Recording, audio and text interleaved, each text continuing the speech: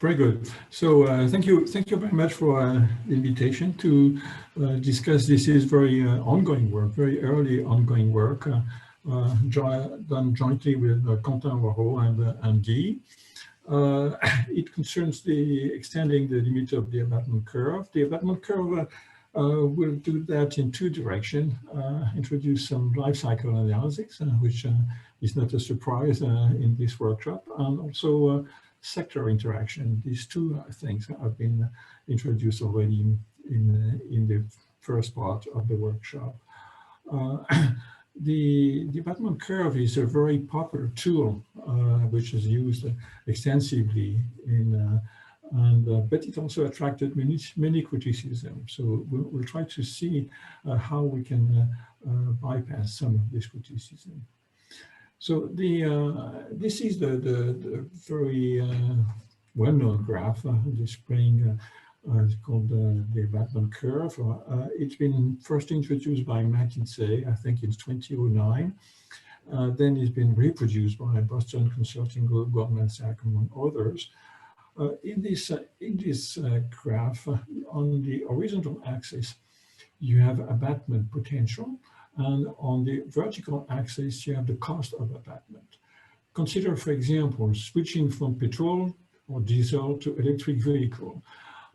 This segment here says that this is the amount of CO2 that would be abated in this transition. And here it says how much it would cost per ton of CO2 equivalent. So this in here, if we follow this figure, it says about 800 and 1,000, which is quite high.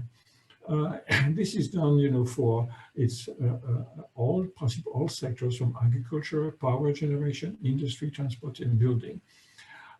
If you take industry, you see it appears at various places because industry is aggregation of subsectors. This picture is taken from a recent issue of The Economist, which discusses, different points around criticism about doing that. Actually, there are two ways of getting this picture. I should say that, in this picture, the different sectors are ranked by increasing abatement cost. So this suggests a trajectory for abating a given amount, right? A total given amount. And the trajectory will be deployed as the social cost of carbon is increasing. Now, the criticisms are associated roughly with two different approaches for getting this curve. You could do it through a sector approach. That is, you consider each sector more or less independently, or you introduce some interactions, but limited interaction. So like the upstream, downstream economies of scale would be introduced in some ad hoc way, and you also may need some intertemporal aspect. You should also introduce health and productivity consideration, and more generally a number of local factors. That would be the sectoral approach. Then you would pile up, as I mentioned here, you would pile up the different sectors by increasing cost of abatement. The other approach to get this curve would be a global approach. We saw an example of that this morning. It refers to integrated assessment models. In these models, you would take all these sectors together. You took that at the world level, you decompose that at a different country, and you introduce a number of simplifying assumptions in the model.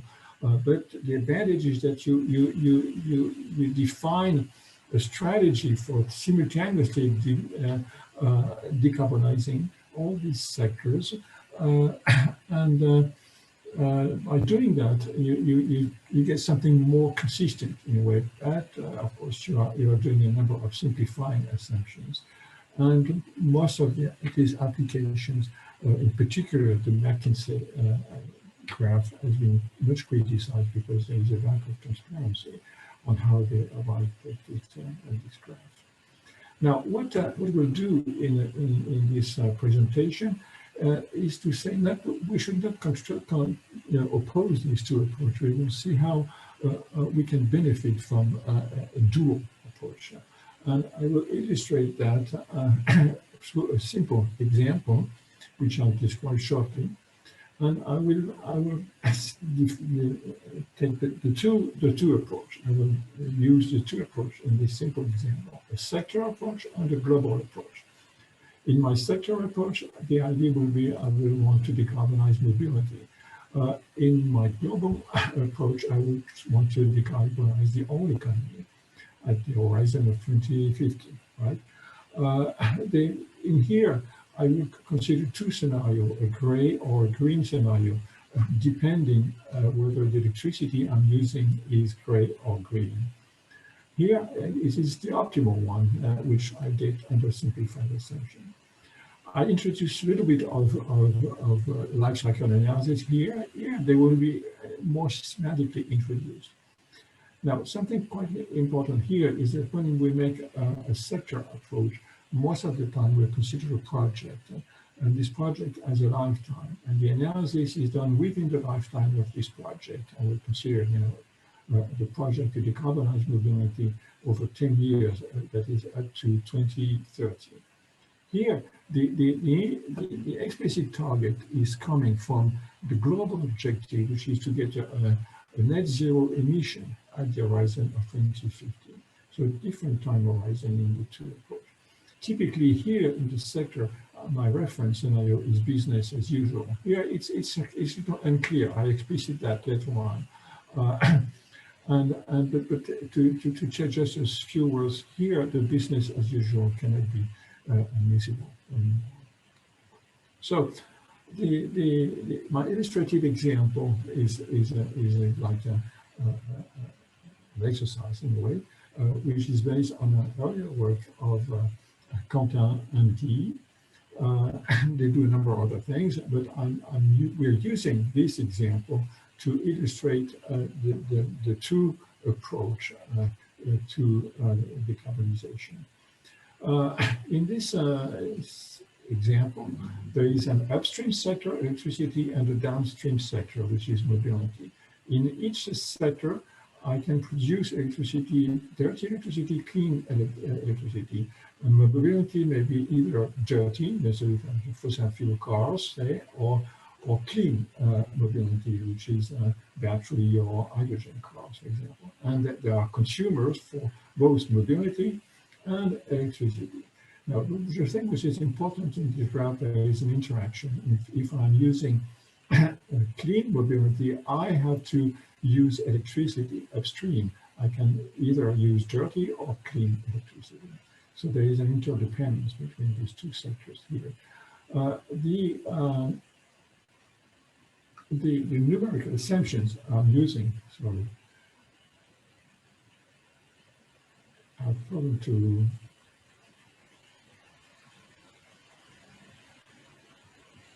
yes, it is.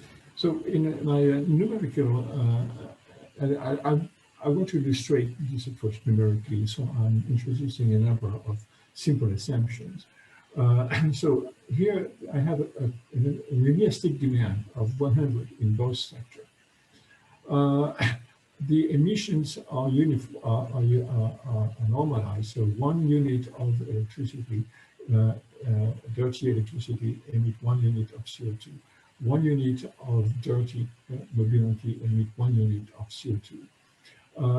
If I go from dirty car to clean car, I will have to use half of that, half unit of clean or electricity, clean or dirty, right?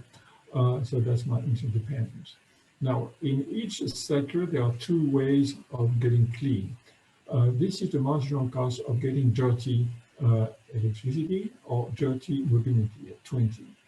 For electricity, if I want to get clean electricity, well, I have two technologies. The first one is rather cheap. The marginal cost is 20 plus 20, that is 40, but I can only achieve decarbonization of 25 units of electricity. If I want to decarbonize more, I have a more costly technology cost is 20 plus 200 is 220, and then I go up to a capacity of 125.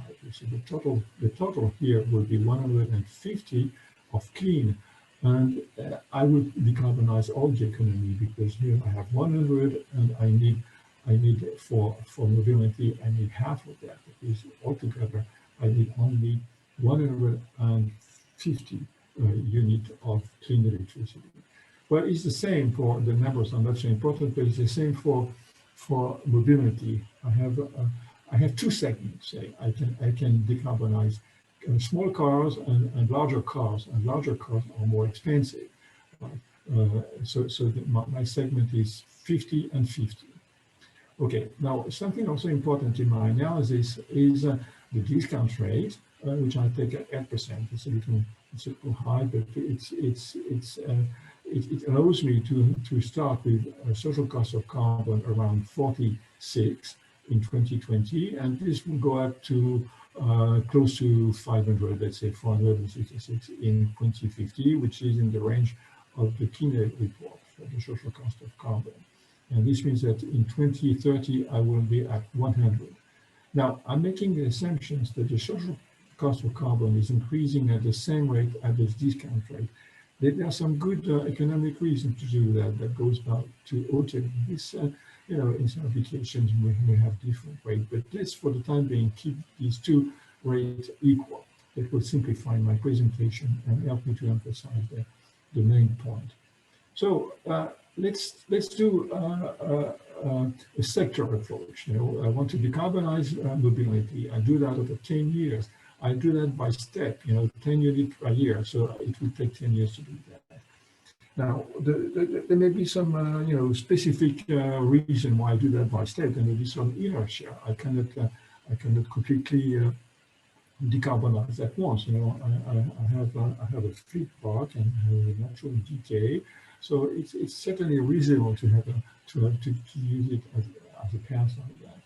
I could introduce that more formally in my assumptions, but here I do that in this graph. And then I am assuming two possible technology in terms of electricity, either clean electricity at 250 in marginal cost, or dirty electricity, which marginal cost 20. I'm doing that because, I cannot choose, for a reason I explained. I cannot choose the cheap technology for clean electricity, because it's already in use. You see, at 46, if the social cost is 46 in 220, there's already some inner being achieved, and I cannot redirect this electricity, clean electricity to this project. Right? So with dirty mobility, dirty electricity, I will decarbonize 50. With green, this should be green here, right? Green is I'm decarbonizing 100, and here you have 100 because, as I showed earlier, 100 is roughly when the social cost of carbon is at 2030, we can get around 100. Okay, so I do a standard analysis, a cost benefit analysis. Now this graph is a standard one. I compare, the extra cost of going either green or gray mobility. And this extra cost, what benefit I get in terms of abatement. The abatement is the reduction of emissions I get from the business as usual to one of these two scenarios. Now, note here, that with my simplifying assumptions, which has some economic reason, these abatements here, which are discounted, but are multiplied by the social cost of carbon at time and here, you see, these two terms will be eliminated, will simplify by that. So this when I look at the net social benefit of this transition, the abatements are not discounted here. This is important in this analysis. And so to get the marginal development cost of my trajectory of my scenario relative to business as usual, I discount the extra cost of doing the transition, and I divide that by the total abatement over the 10-year period. If I do that, I can do that either for green mobility or gray mobility, then I arrive at the marginal development cost, which is here 114 and here 72.